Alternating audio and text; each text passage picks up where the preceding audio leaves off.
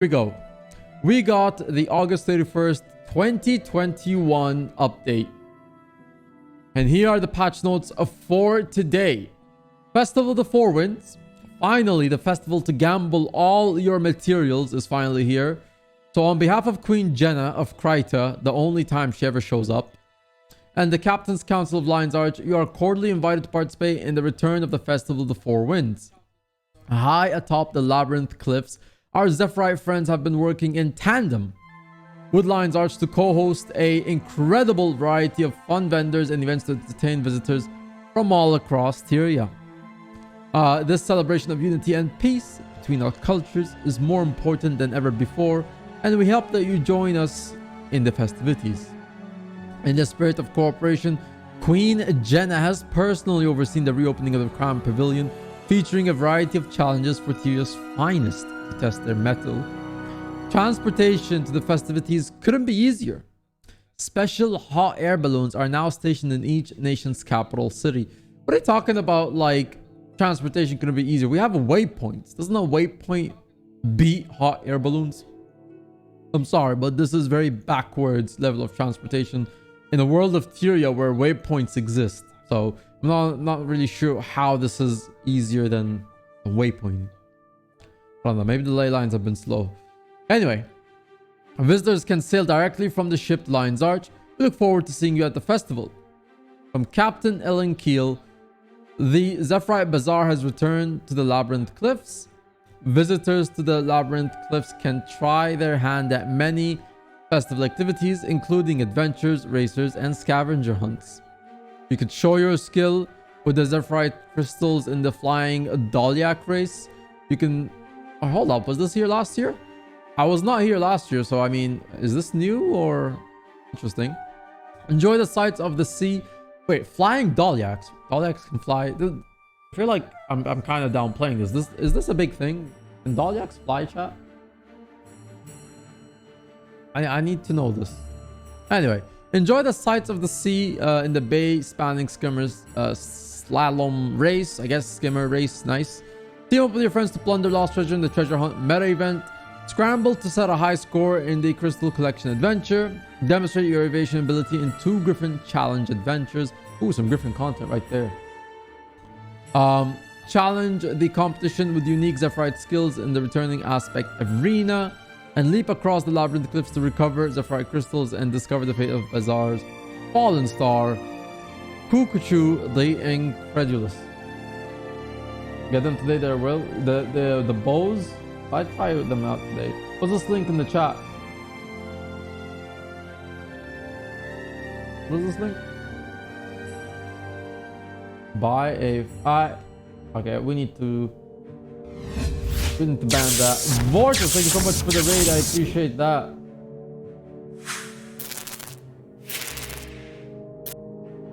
We give a shout out to Vortex. We're actually reading the patch notes. That was actually very loud, wasn't it? We'll need to change that. Shout out to Vortex. Appreciate it. Love to see it. I love to see it.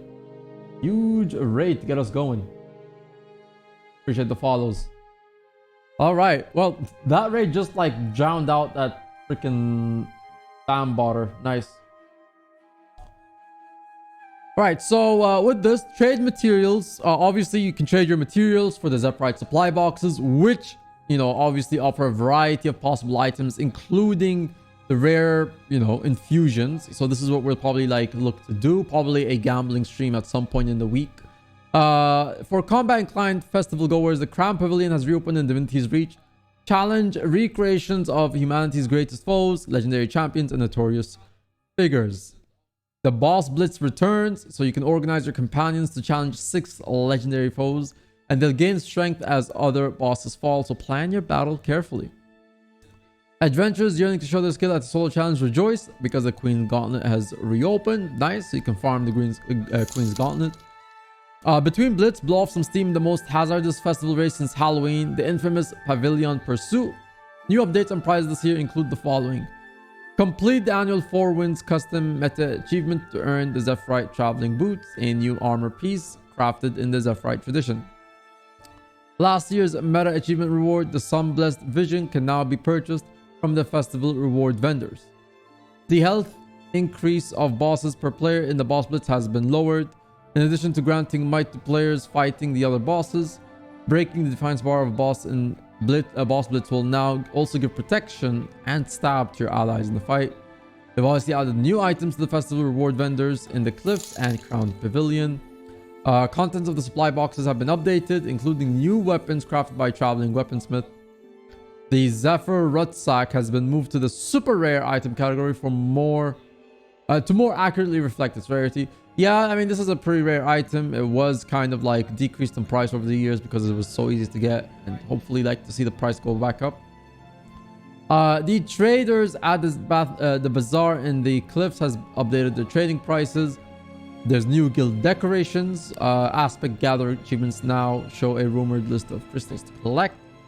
The requirements of the annual Zephyrite Lost and Found achievement have been reduced. All sources of festival tokens now immediately add the tokens to the wallet.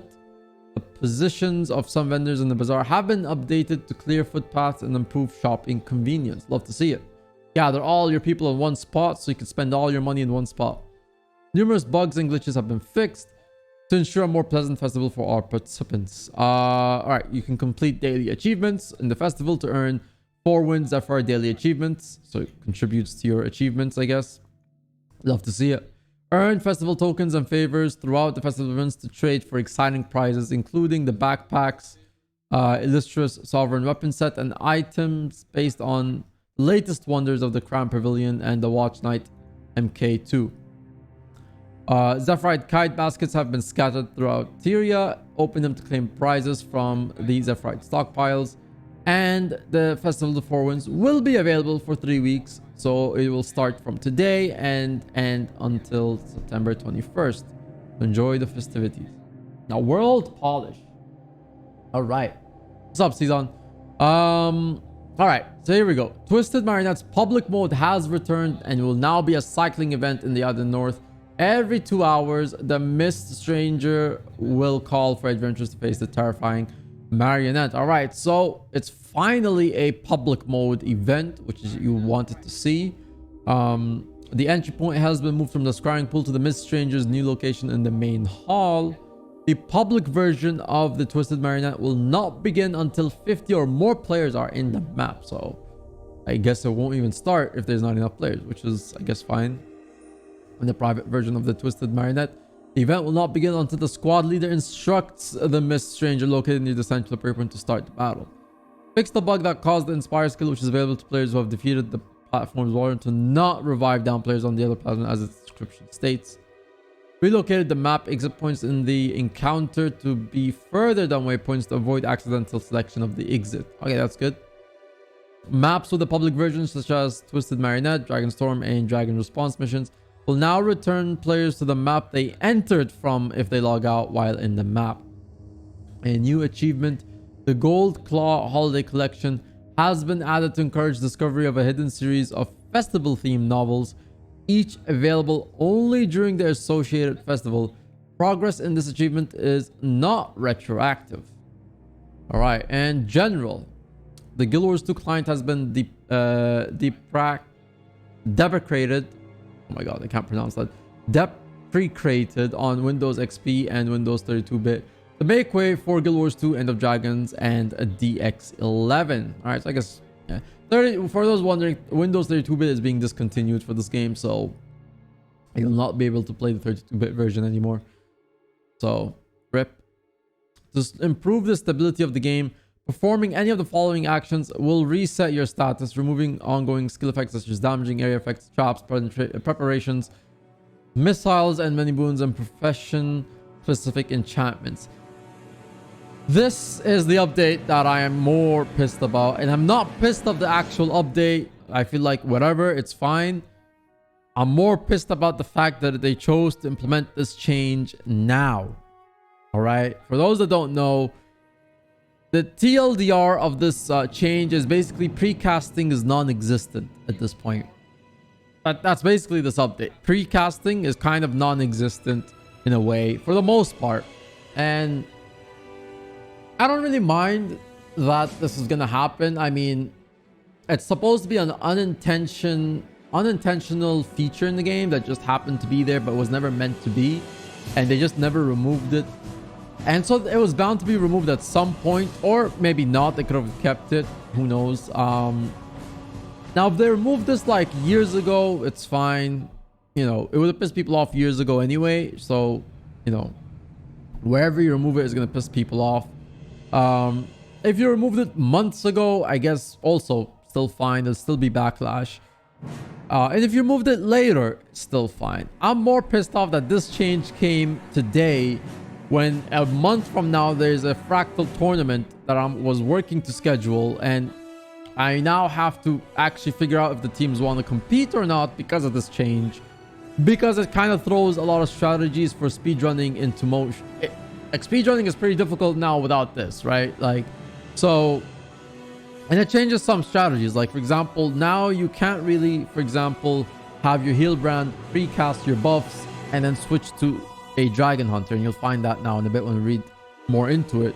So your firebrand has to basically stay a firebrand rather than switch to a specialization like a dragon hunter, because all their precasting now is out of the way. So this change, if it came later or if it came before, you know, I think it would be fine. People would be pissed off, they'd adjust, but it does damage some of the hardcore community that are, you know, this was mainly things that like helped push their competitiveness forward. And especially in the middle of a tournament being planned next month, it throws a lot of strategies to be reworked now, and I don't know what the decision for some of these teams is going to be. And this is going to suck, because not gonna lie, I mean, I put money for a Fractal trailer. Like, you know, like I contacted Noxy, we put money for a Fractal trailer.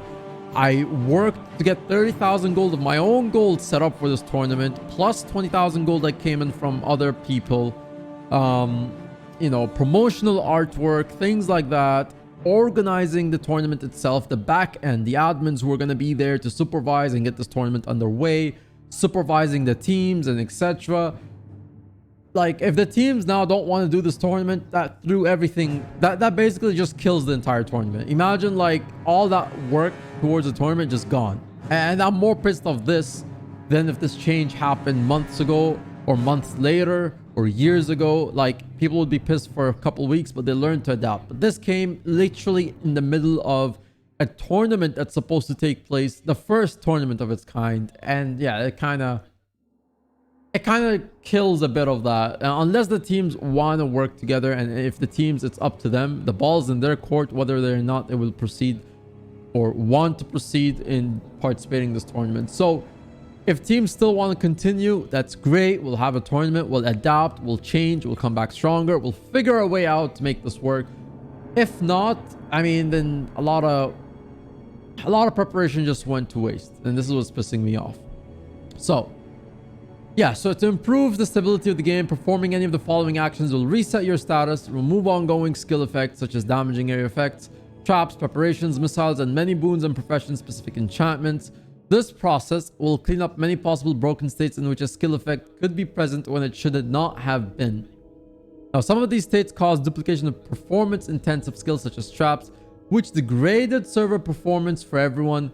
The actions that trigger this skill cleanup include the following: swapping your build template, swapping your equipment template, changing your specialization, changing traits, changing items equipped in a weapon slot via the hero panel, and respawning after being defeated.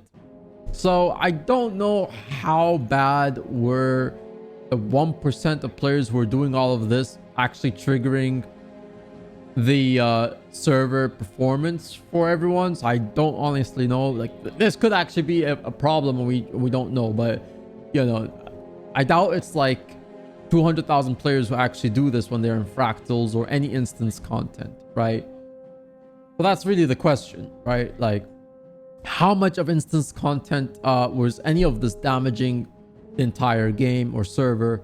Like, this would be a pretty interesting, you know, fact to know. Was this actually damaging, or was this just like, well, this is a minor improvement, it could just help a bit, so why we might as well do it? And the fact that this was never meant to happen anyway. You should have never been able to do any of this and still maintain, you know, boons or buffs or anything that, like, you know, anything that basically meant like, oh well, you just swapped your template, swapped your specialization, your trait, your weapon slot, whatever, right? This shouldn't have still kept your boons with you. So it is a change that like should have been done a while ago, although some people are saying it was unintentional, but it's one of those unintentional changes you might as well have just kept because it's been there for that long. Some are saying, well, it was gonna be removed at some point, so it was not gonna, it was gonna piss people off either way. Now I'm here just like, you could have done this after the tournament, really? Like, why now? Like, just if you could have done this maybe even months before the tournament, people would have still figured a way out, but not in the middle of like where the tournament is like in less than a month or about a month from now, and now people have to rework an entire strategy in a month from now. So I honestly feel like it does create challenges, an interesting way for teams to kind of like figure it out and adapt, because that's what it's all about, right? Adapting. But I don't know. This is like the moment where you put in that meme: adapt, overcome, achieve, or something.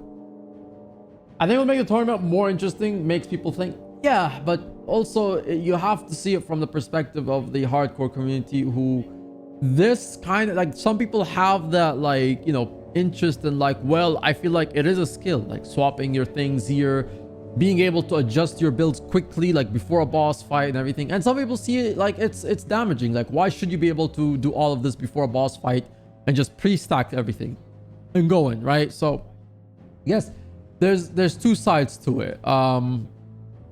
Yeah, we'll see. I really hope that like this kind of just pushes people to just, you know what, let's get things done. Let's get this tournament underway. So I really hope that's the direction things go. But this has basically been the main change that's been pissing off everybody. And for me, it's really the timing. I don't really mind this change is happening, right? Unintended or not, whether people should have kept it in the game or not. To me, it's the timing, and that's more specific because of the tournament that I was planning to do. And I do hope this doesn't affect that, but we'll see. Now, there's a couple build changes. Pistol for Engineer did get a bug fix. That Static Shot fixed the bug that unintentionally reduced the casting time of the skill by 0.2 seconds. Revenant, Impossible Odds. The follow-up strikes from this skill will now work properly on many large bosses, such as the Quaddle. Sunless, where they previously had no effect. Thief, Pistol, Vital Shot fixed the bug that unintentionally reduced also the casting time of the skill by 0.2 seconds. And Deadeye, Fire for effect. The boons granted by this trait will now prioritize players within a party than within a squad before being applied to other potential targets. That's fine. The way that, they should be working anyway. Shadow Gust fixed a bug that sometimes caused a normal auto attack to queue during the casting of the skill, causing players to use a normal attack instead of the stealth attack afterward. How long has this been bugged? Seems like something you'd fix right away. Black Lion Trading Company Gem Store. New items and promotions. Only 2 weeks remain to purchase the 9th anniversary supply drop requisition. Available in the utility category of the gem store for 2.7k gems. So I guess the discount from 2.5 has gone. Now it's back to 2.7. All supply drops from the previous weeks will be delivered at the time of purchase. So I guess you have 2 weeks left to buy the supply drop requisition box for the 9th anniversary. I think it's not bad. You get a variety of things, skins. Yeah, I guess you do get like 2,700 gems worth of items. The new Tempest Cape is available in the style category of the gem store for 500 gems. For a limited time, a Zephyrite Paraglider and a Aspect Helm Pack, Aspect Master's Greatsword, Storm Bow, and Storm Gloves are available on sale in the style category of the gem store for 280, 350, 420, 420, and 350 gems respectively, a savings of 30%. And now Black Lion Chest. They've updated the chest to include the Reaper's Path chest and can be previewed for a full list of its contents. The returning Nashblade Zephyrite supply box has added as a guaranteed item for the duration of the Reaper's Path chest. The new 7 Reaper's Greaves skin is available as an uncommon drop for the duration of this chest. The Vermilion Bow package remains in the chest as an uncommon drop for the duration of this chest. Shifting Sands and Tormented Weapon collections are available as uncommon and rare drops respectively for the duration of this chest. An unused version of the Glyph of the Forester and Glyph of the Prospector are available as rare drops for the duration of this chest. Now, the items available in exchange for Black Lion statuettes have been updated. Black Lion statuettes are redeemable by using the statuette itself or any other way through the Black Lion merchants that you can find in every major city. Exclusive Seraph Wings backpack and glider combo, the Room's Breath Cape, and the Griffin Hatchling package, and Mini Awakened mounts pack, plus the Iron Beast Great Sword and the Aetherbound package are currently available. And finally, last but not least, the 2 bonus collections have been updated to a selection of armor, skins, and the weapons. And that is your patch notes for today. All right, well, that's a lot of patch notes. Well, honestly, it's more that I was talking about the, you know, the issues. I can't believe